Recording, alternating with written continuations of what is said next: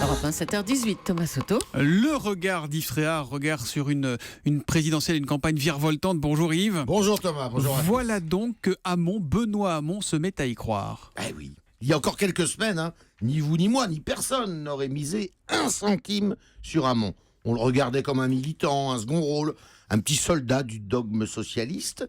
Et il se révèle aujourd'hui en leader, bon orateur, charismatique et porteur d'idées neuves. Nous allons rêver si fort qu'avec moi ce sera possible, a-t-il dit hier lors de son investiture. Eh bien, possible qu'il soit président de la République ?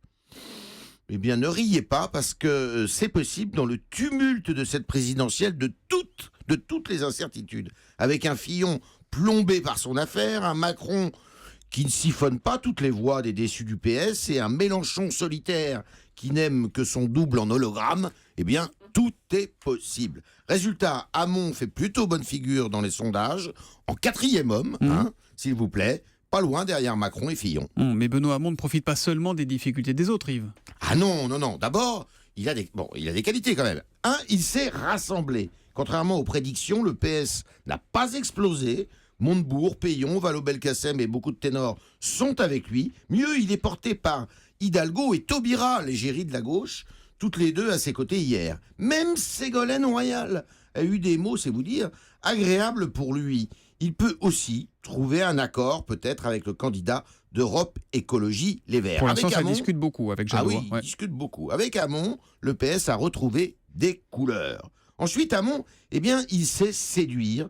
Ses idées qui étaient présentées comme irréalistes, suscitent finalement l'intérêt d'un certain public prêt à s'emballer, notamment chez les jeunes. Hamon joue le bien-être contre la course au produit intérieur brut, le rêve contre l'anxiété, la vie en rose contre la sinistrose.